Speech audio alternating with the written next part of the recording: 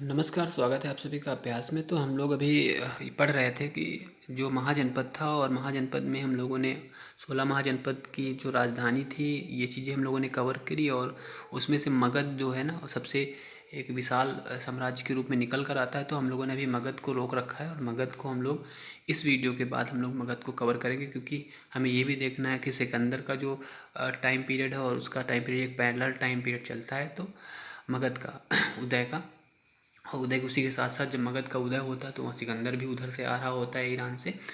तो हमें ये चीज़ें, ईरान को मतलब जीतते हुए आ रहा होता है, ईरान से नहीं आ रहा होता है, ये एक यूनानी था। तो वो चीज़ें हमें अभी देखनी है। तो इसकी इस वीडियो के बाद हम लोग उसको पढ़ना स्टार्ट करेंगे। तो आइए हम लोग देखते हैं विदेशी आक्रमण। तो हमारे यहाँ अगर बात करें तो सबसे पहले अगर हम किसको मानते हैं अपने यहाँ आक्रमण की अगर बात करें तो विदेशी आक्रमण सबसे पहले हम लोग कहते हैं कि आर्य हमारे यहाँ सबसे मतलब प्रथम आक्रमणकारी हम आर्य को मानते हैं। लेकिन हम लोग पीछे कवर कर चुके हैं कि आर्य कौन थे, और वैदिक सभ्यता में लोगों ने इसको कवर किया था कि आर्य मतलब महान व्यक्ति जिसके तरफ श्रेष्ठ एक पहचान हो, तो उसे हम आर्य कहते हैं। इस चीज़ को हम लोगों ने कवर किया था। अगर हम जनरली देखें कि हमारे यहाँ विदेशी आक्रमण कब का हुए हैं, तो जो हमारा पहला विदेशी आक्रमण हुआ था ईरानी हुआ था। तो अगर उसके पहले भी हम बात करें तो एक इसके पहले भी हुआ था। ये तो मतलब डेट थी मतलब जहाँ से हमारे यहाँ स्टार्ट हुए थे ईरान आक्रमण होना। तो अगर हम इसके पहले की बात करें तो जो हमारा पहला आक्रमण हुआ था तो वो एक ईरानी आक्रमण था। वो 516 बीसी में हुआ था। ये एक ईरानी था और ये एक हमारा यूनानी आक्रमण था।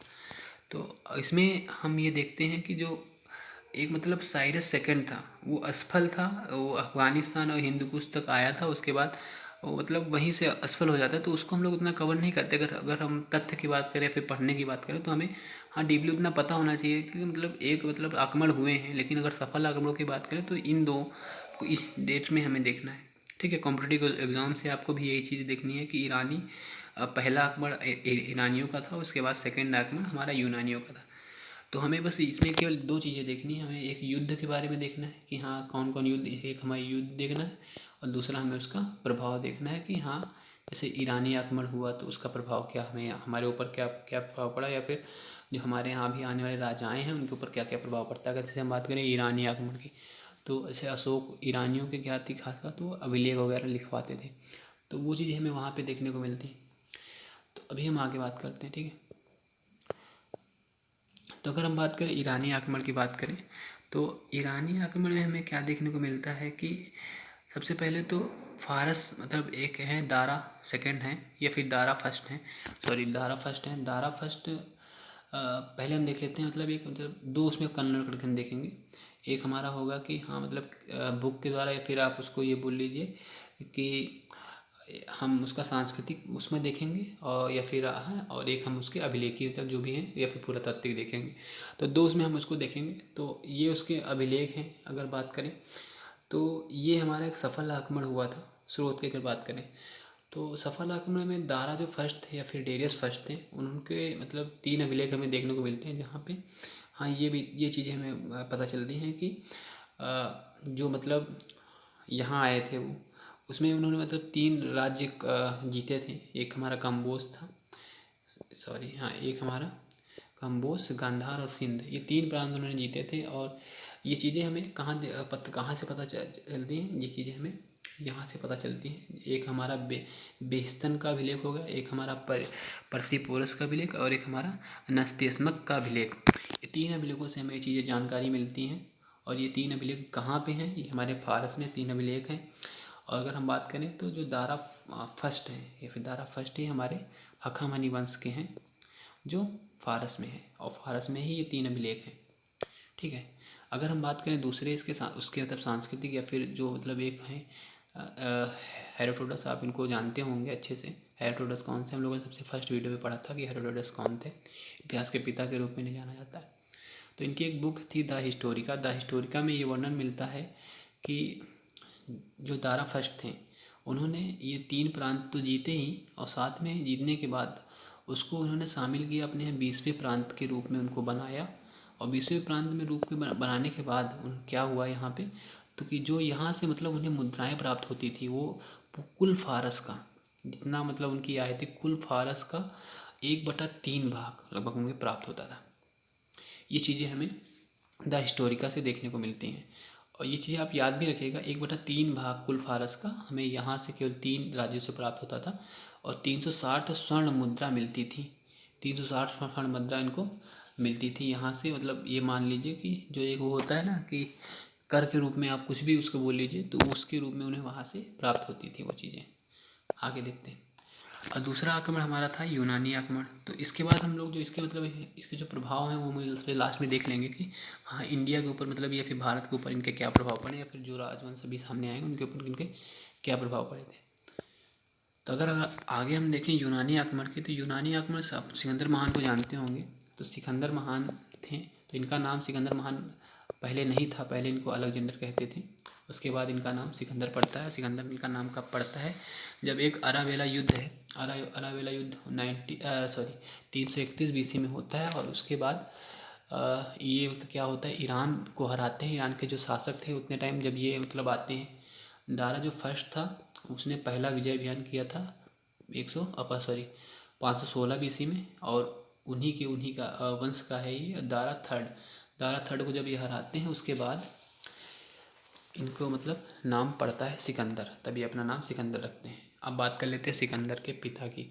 तो सिकंदर के पिता का नाम था फिलिप सेकंड, इनकी माता का नाम था ओलंपिया। तो ओलंपिया और इनके पुत्र का नाम था अलेक्जेंडर थर्ड। यही हमारे सिकंदर हैं। और इनके गुरु का नाम था अरस्तु। और मैसेडोनिया इनका जो राज्य था, और ग्रीक में पड़ता है, ठीक है, ग्रीक में पड़ता है, ठीक। तो अब हम बात करते हैं आगे। तो दारा की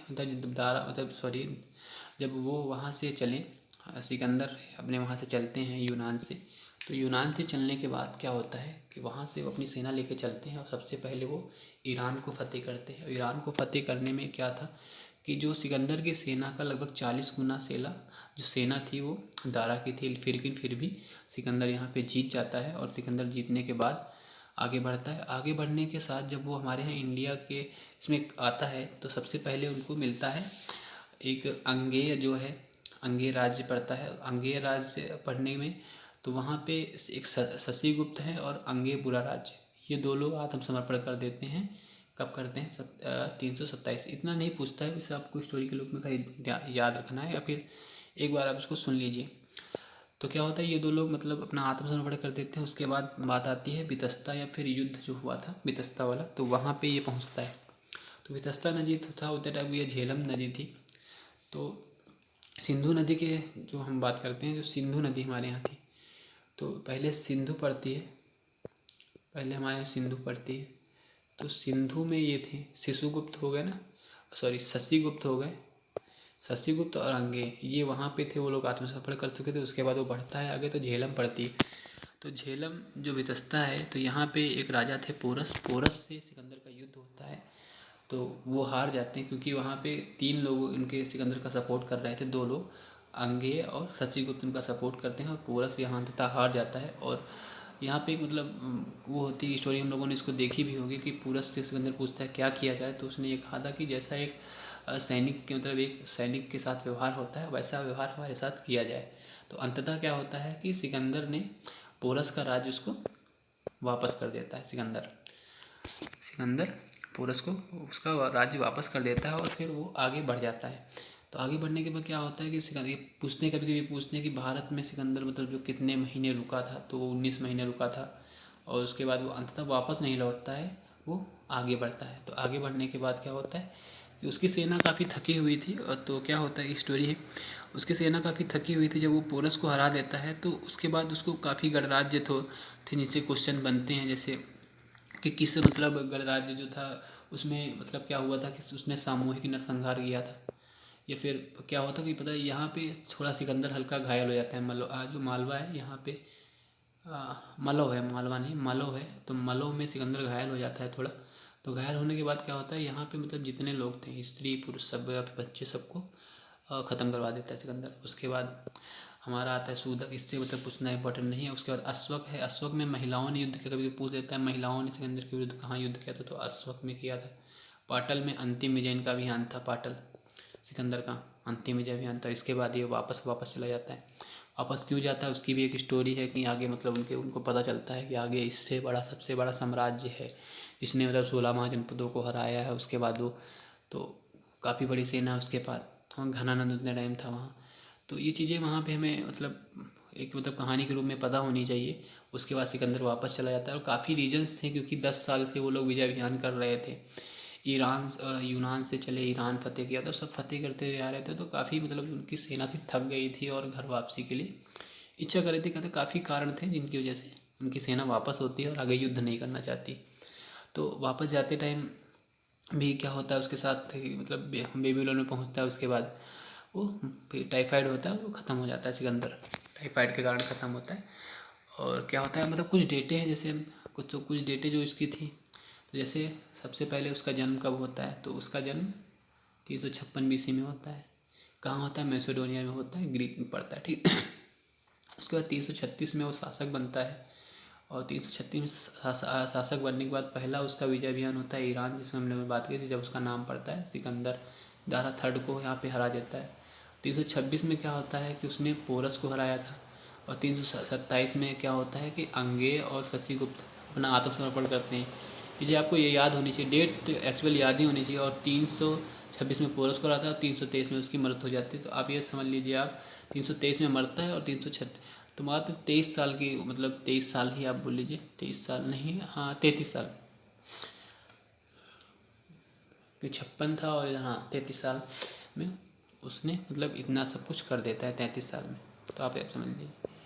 तो आगे बढ़ते हैं। तो सिकंदर महान क्या था, जो सिंधु नदी के मुहाने पर दो सेनाओं मतलब जब वापस जा रहा था तो सिंधु नदी के मुहाने पर वो पहुंचता है, और यहाँ से वो अपनी सेना को दो इसमें बांट देता है। स्थल जो सेना थी उसके क्रेटियस उसके वो थे, प्रतिनिधि थे, और जो जल वाली थी उसके थे नियार्कस। तो दो लोगों को प्रतिनिधित्व करते हैं। उसके बाद बेबीलोन में उसकी टाइफाइड से मृत्यु हो जाती है। तो अब देखते हैं इससे प्रभाव पड़े थे। इससे अगर हम बात करें, प्रभाव की बात करें, तो जो ईरानी युद्ध होने के बाद, जो दारा फर्स्ट वाला युद्ध था, उसके होने के बाद हमें क्या क्या चीज़ें यहाँ पे अपने यहाँ देखने को मिलती हैं। जैसे अशोक थे, अशोक जो मतलब प्रेरित होकर अभिलेख जो अशोक बनवाते थे, तो अशोक जो थे ईरान से प्रेरित होकर अभिलेख की मतलब अभिलेख बनवाते थे, अब बनवाना स्टार्ट किया था। एक छत्रक प्रणाली हमें ईरान से देखने को मिलती है। सिक्कों का प्रचलन हमें ईरान से देखने को मिलता है।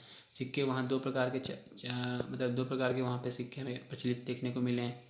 सिगलोई जो सिक्का था वो चांदी का था, और डेरिस जो सिक्का था वो स्वर्ण का सिक्का था। व्यापारिक मार्ग के हमें पता चलता है, जिससे व्यापारिक मार्गों में काफ़ी वो सुगमता देखने को मिलती है। अगर हम आगे बात करें तो आगे हमें व्यापारिक मार्ग हो गया, और फिर पश्चिमोत्तर भारत में शब्द लिपि का विकास मिलता है हमें देखने को। हमारे यहाँ की जो लिपियाँ थी वो वहाँ जाती हैं, वहाँ की लिपियाँ यहाँ देखने को मिलती हैं। ईरानी जो आर्मेनिक लिपि है उससे खरोष्टी लिपि की उत्पत्ति हुई। हाँ, खरोष्टी लिपि हमें पता है। तो ये सारी चीज़ें हमें वहाँ पे अब आगे देखने को मिलती हैं। जो उसके युद्ध होने के बाद जो उसके प्रभाव रह जाते हैं, वो सारी चीज़ें हमें यहीं देखने को मिलती हैं। तो आज के लिए इतना ही था, इसके बाद नहीं होगा शायद, हाँ इसके बाद नहीं है। तो आज के लिए इतना ही था। अब हम लोग आगे देखेंगे जो हमारा, तो मगध का उदय देखेंगे, और मगध का उदय भी देखेंगे, और मगध जो कैसे मतलब इतनी महान शक्ति बनता है, सब महान शक्ति बाहर निकल कर आता है 16 महाजनपदों को हराने के बाद। तो अब अगला जो लेक्चर था उसके बाद हम लोग मगध को देखने के बाद सीधा हम लोग जो बौद्ध जैन ये सारी चीज़ें देखेंगे। तो आज के लिए इतना ही, देखते हैं आगे नेक्स्ट वीडियो में मगध ही आएगा, या फिर हम क्वेश्चन आंसर कर लेंगे वैदिक पीरियड के, वो ज़्यादा सही रहेगा। ठीक है, एक वीडियो में कवर हो जाएगा। थैंक यू, आज के लिए इतना ही, धन्यवाद।